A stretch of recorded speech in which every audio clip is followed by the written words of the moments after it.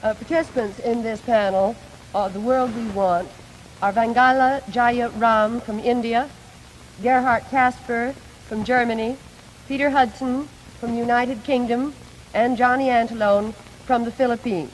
The first voice you hear will be that of Vangala Ram from India. Ram, will you open the discussion for us? We want a world in which people can live as neighbors. Friendly neighbors preferably, but peaceful neighbors at least. Meeting here in the Assembly Hall of the United Nations, we are especially aware and we regret that our forum group does not include students from Soviet Russia. Neither, of course, does it include American students. You have been so kind to us here that the only real moment of strangeness that I can recall was during a conversation about world politics. The participants seemed to assume that the only powers worth considering in today's world are the USA and the USSR. The 32 of us come from 32 countries that bear allegiance neither to America nor to Russia. Yet our people share with your people and with the Russian people the hope that war can be avoided. Maybe some of our lands or leaders, maybe even some of us, could help to build a bridge of understanding. That is why we find so precious this chance to lay before you our viewpoints on some of the problems that are troubling us all. By the way, Ram, I assume that when you speak of some countries serving as the bridge of understanding, I assume thereby that you are defending India's policy of neutrality? Johnny, I was not thinking of India in particular, but now that you have brought it out, I might as well defend her role. The events of the past few years have made it fairly obvious that India is particularly suited for such a role. For instance, in the case of the custodianship of the prisoners of war in Korea, India has also amply demonstrated her neutral character, her independent judgment. In fact, what is neutrality?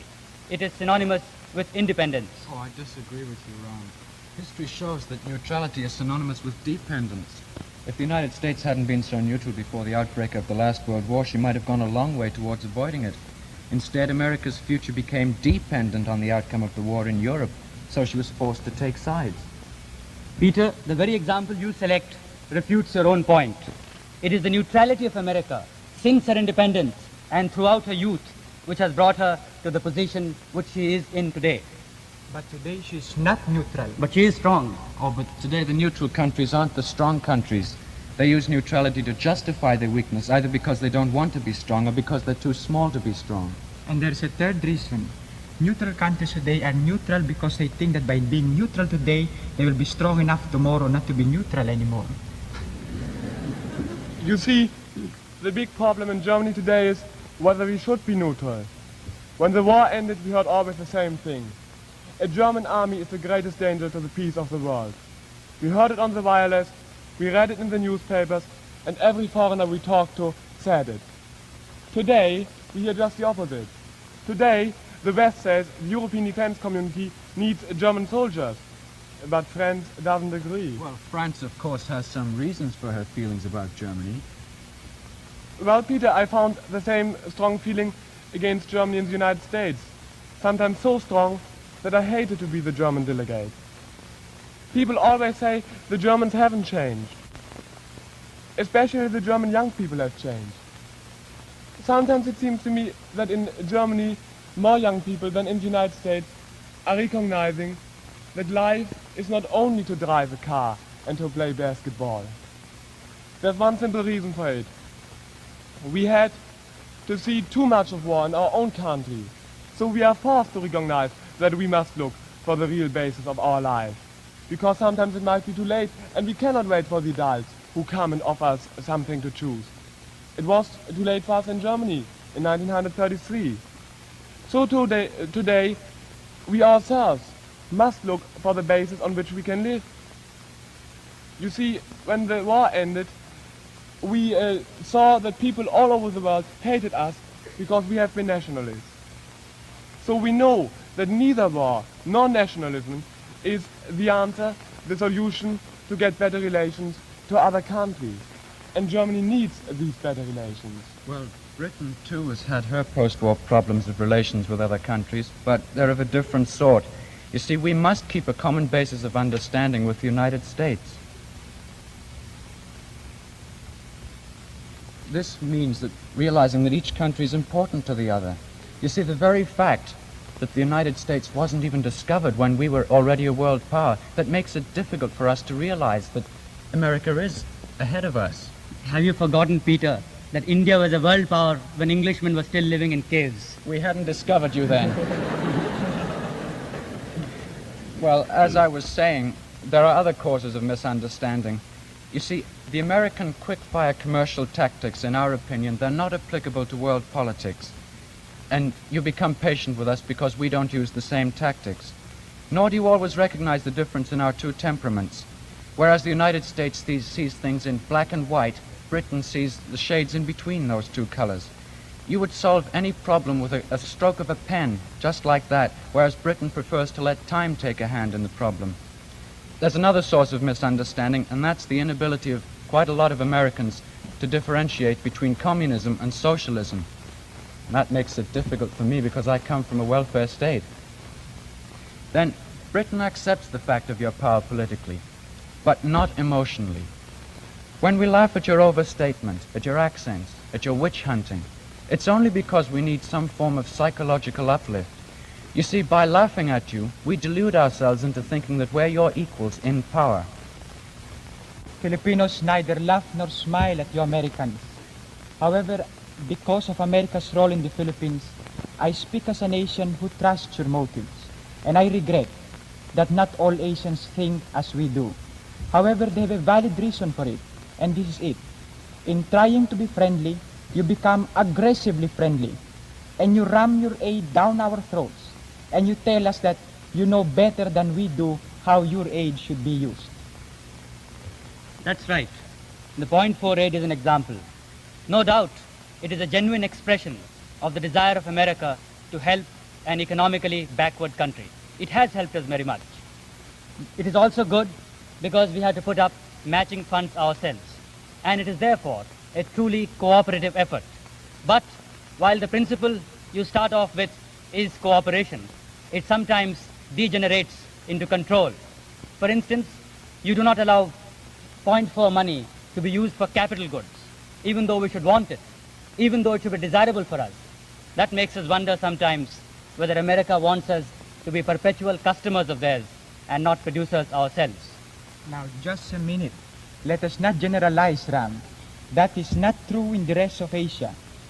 America has set up producers' industries in the Philippines, Indonesia, in Burma, and in many parts of Europe as well. Hasn't she, Gerhard? I think you are right, Johnny. She helped us in Germany to build up all our industry. But even more important, the United States is working with us to get a European Union. England, on the other hand, says that she's in favor of it, but doesn't want to be involved. Now, Britain favors a European Union, but not at the cost of her Commonwealth strength. She hasn't joined herself because a European government would necessarily have more French, German, Italian, and other continental representatives than British. The result would be that British policy would be dictated by a distinctly non-British government. I should like to ask Ram this. If Germany and France can solve the South problem by Europeanizing it, could India and Pakistan find a similar solution to the problem of Kashmir? It's very sweet of you to suggest it, but my answer to your question is a straight and simple no. Anyway, the suggestion is irrelevant. Europe already has the basis of a political organization. Asia does not. I wonder why not. Do we Europeans have more in common than Asian peoples do? The Europeans, through their imperial policy of divide and rule, have done their best to make us forget what we had in common. But now we have got rid of them. The very fact of a common colonial background gives to us Asians much in common.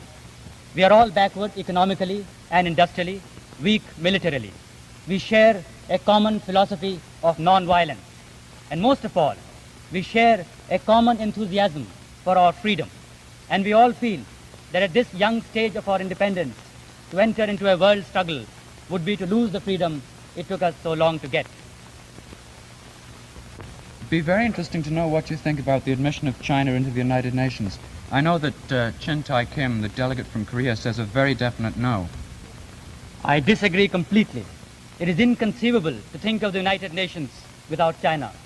A world organization that ignores a bloc of 400 million people is not representative. And without China, there is a danger that the UN may degenerate into an AAS. By that I mean an association of American satellites. If Russia is in the United Nations, I wonder why not China? The Soviet Union is there, and therefore China can also. Moreover, the admission of China would lessen the danger of war, for then she could take part with us in the peaceful alternatives to war, which are discussion, mediation, and arbitration. I disagree with both Ram and Kim in part. I do not believe that we should deprive ourselves of a bargaining point, and therefore I feel that China should not be admitted into the United Nations unconditionally. If she must be admitted, let us get something in exchange, like unification in Korea and the promise there of an election under UN auspices. Well, the Korean delegate says that free elections in Korea wouldn't be possible. Anyway, he says that the admission of China to the United Nations would be immoral. I admit its immorality, but this is no time now to discuss and split infinitives and discuss the fine hairs of philosophy. We must be realistic and face facts, and we in Asia must look to the future. Now it comes to me that I find it strange that you Americans think that most Asians are bound to the past. In a sense, I suppose we are. But what I admit that what struck me most about you Americans was that you discuss the future as if you think there will be one. I appreciate this especially since I come from a generation in the Philippines that is working for the future. We are one of the few countries in Asia with a young leader. Under President Magsaysay's policies, we have no past to bind us. You know how we solved the communist problem in the Philippines? By turning communists into capitalists. By giving communist people schools and land which they could call their own. That is proof, I think, that new leaders can find new solutions to old problems. Prime Minister Nehru may not be young in years, but India as a nation is young and full of vigor. Since our independence in 1947, we have drawn up a constitution by which India becomes the largest democracy in the world. And though we have 75% illiteracy, in our general elections 3 years ago, a greater percentage went to vote than in America's highly literate and experienced democracy. And even our women play a more important role in the public life of India than in any other country. We have more women in our parliament, more women ambassadors and provincial governors, more women in our cabinet than in any other country. And even the President of the United Nations is an Indian woman. Well, Ram, the only reason Britain stayed in India so long after she started wanting independence is that we doubted your ability to govern yourselves. And I admit, we got the shock of our lives when you did make a go of it in such a short time. Is it possible that you're making the same mistake in Africa? Well, it depends very much on which part of Africa you mean. If you mean West Africa, then possibly we are. And if Kitty, as we call him, is a representative of the coming generation in the Gold Coast, well, I think we don't need to have any fears of letting them take their own government into their own hands. But, Ram, if you're talking about Kenya, then I think if we walked out and left Kenya to the Mau Mau, there'd be a reign of terror. But an interracial council has been set up in Nairobi a few days ago, in which an African holds a portfolio for the first time in any British East or Central African territory. Peter, I was thinking less of any particular area than of the general principle involved. In order that our suspicion of the West completely disappear, the last relics of colonialism in the world must disappear. As an addendum to that, I'd like to say that here in the United Nations, we have a trusteeship council which is charged with the duty of taking over colonial areas. This answers effectively the excuse of most colonial powers today, that the reason they are where they are is that the people they govern do not know how to govern themselves. I believe that by turning to the trusteeship council more and more, we can get more used to the idea of a world organization. But Johnny, it is hard to get used to the idea of a world organization if you are not even allowed to be a member of it. In this group of 32 students from 32 countries, 9 are not members of the UN. As far as my country, Germany, is concerned, while we are waiting to get membership in the United Nations, we are at least doing something to get a European community. I think these regional groupings are a step toward accustoming nations to the idea of internationalism. Two events which have taken place during the last 3 months have made me very optimistic about the future of world peace. The first is the suggestion of President Eisenhower made to the United Nations in December for an international control of atomic energy. Frankly, at first I doubted the sincerity of this suggestion. But my visit to the United Nations on Tuesday last, along with other members of the Forum Group, has changed my belief. I am not only convinced of the absolute sincerity which prompted President Eisenhower to come out with that suggestion, but what is more, I am now certain that it is and can be the only lasting basis for world peace, and as such is inevitable. The second event of importance, which took place a couple of weeks ago, was the recent Moscow statement that an atomic war means the end of civilization.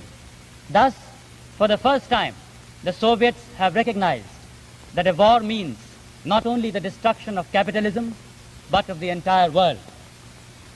This mutual recognition from both sides that a war means the annihilation of civilization is very significant. It has to be recognized that the United Nations today represents the hope of mankind. It is a concrete translation of man's desire for peace. In that sense, it is the culmination of historical experience and the logical outcome of man's sublimest efforts. If nothing else, it affords a common platform where people of divergent views can sit together and talk over their differences. And isn't that a better alternative to war? No doubt, the United Nations is not perfect. For instance, I feel that if the following amendments to it are made, it could become a more effective agency. 1, if all federations and blocs within the United Nations are dissolved. 2, if the veto power is abolished. 3, if all independent nations are made full and equal members of the United Nations through their real governments and not through imaginary ones. 4, if there is representation on the basis of population. This, of course, would mean that the white people would be greatly outnumbered, a fact which has to be faced sooner or later. Asia has now a more important and decisive role than the power blocs want her to have. This is the time that the Asian nations must combine by having a common policy of independence in world affairs. No Asian nation must allow herself to become a satellite either of America or of Russia. No one but Asia, through a joint endeavor, can avoid a world war. By aligning themselves with one of the power blocs, an Asian nation risks her independence, and such an alignment also represents an explicit expression of a desire to fight. But that is not what the people of Asia want now. They are young and need to develop themselves economically to a full stature and not engage in a world struggle. If possible, Asia will do her best to avoid a world war. If not, she will try to keep out of it. The conflict today is not between communism and capitalism, or between totalitarianism and democracy, or between freedom and slavery. The conflict really is between the haves and the have-nots, between the few who have plenty to eat, who live in good homes, who are educated, who have medical facilities, and between those millions and millions of people in Asia and elsewhere who do not have enough to eat, who are unemployed, who sleep on road pavements, who are denied the chance of going to school, and who have no means to defend themselves against disease. And much of this due to hundreds of years of colonial domination. This maladjustment of human relations cannot be the permanent and lasting basis of world peace.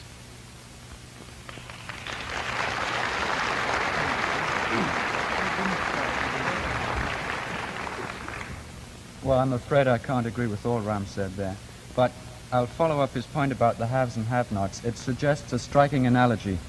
The position that the world's reached today was reached by Britain at the time of the Industrial Revolution. Then a few people got very rich, whilst the great majority worked under very poor conditions for very little money. And this gap between the rich and poor grew.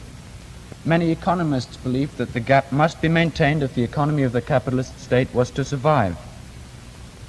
Well, Christians were hurt at this, and they began to help the poor. That was philanthropy. Then the fact had to be faced that this gap wasn't necessary to maintain economic stability. Then the government took a hand in it. The alleviation of the condition of the poor became the concern of the national government. An income tax was introduced to better the conditions of the poor. And to meet the cost, men with certain incomes contributed to the government towards that income tax. Now, to complete the analogy, the time has come for the rich countries of the world to face the fact that the gap between themselves and the underdeveloped countries isn't necessary to maintain world economic stability. They are realizing this to some extent, to the extent of Point 4 and the Colombo Plan. But these individual countries are just philanthropists. The United Nations here is the great hope, but at present they're relying on voluntary pledges from various countries.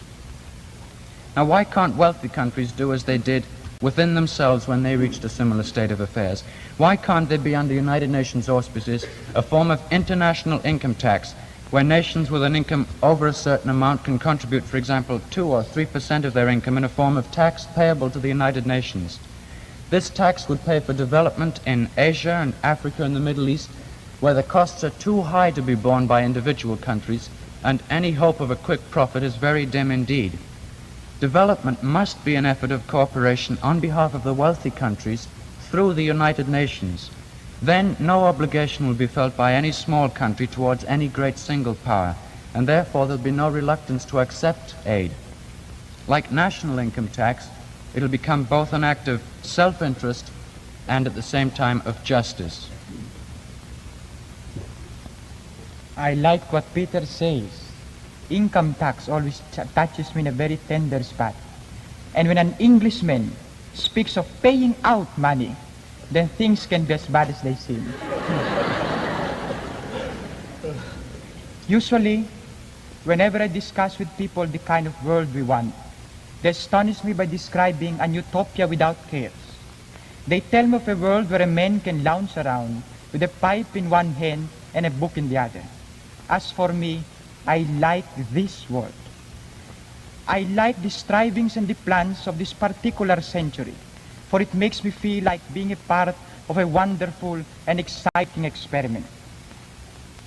I marvel that not everyone realizes how fortunate he is to be alive today. Here we are on the threshold of realizing the communion of nations. Here we are, favored spectators at the unveiling of some of nature's most precious secrets, and we are closer to the stars than we've ever been. However much I like this world, I still believe there is one thing it can do without: war. Perhaps my reasons are selfishly personal. Perhaps I exaggerate the impact of war. But I survived one war, and I know how it feels. I know what it is to be afraid of nothing and yet everything. I know what it is to crouch in a shelter's corner, not knowing if the next bomb would be my own. I admit that war has given us many times the necessary push to do many things that might not have been done otherwise. But still I hate war for its general uselessness. I hate it because every time we have one, we rob ourselves of time which we could have used in building and not destroying. If I had lived before the A and H bombs, I might be less optimistic of the future. But I feel that we shall enjoy peace, because I believe and I feel deeply that no nation shall start a war which none can possibly survive. With the weapons now in our hands, and if we start another world war, there can be no distinction between loser and victor. I do not want a future which we are sure of shall be rosy, because I believe that I like the suspense which gives to life its only true zest. If we must lose, I do not want to be disheartened in advance. And if we must win, I do not want to be bored by knowing so beforehand. I believe that if there is one thing we deserve the pleasure of anticipation. I believe that this world we have deserves a vote of confidence. With its dirt and cleanness, its ups and downs, and its total unexpectedness, it has given to us, through variety, more pleasure than pain. This particular century deserves special credit. Whatever else it may be, it is still the broadest, the most exciting, and the most promising of all the centuries that have gone by. May this world always have its troubles except one. May it always be as challenging as it is. May it always have the scope and panoramic view that each one of us can have in it. May it always be, and may it never be, a place, a soft place for soft people with soft heads. For I believe that we need the challenge, constant challenge, to bring out the nobility that is in each one of us. With such a world of such challenge and scope, our lives might never be complacent, but they shall certainly be worth living.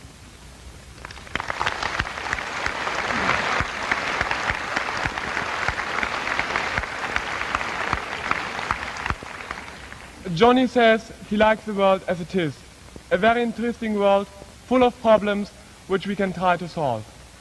I must say, there are students in Europe the same age as Johnny and me who don't think that way, because they are not free, because they aren't allowed to discuss and solve the problems we have. Until these problems are solved, we don't have a life that is worth living. In America too today, I think you have problems you should solve quickly. Many people in America don't see the danger that freedom is in today as well as somebody coming from the outside.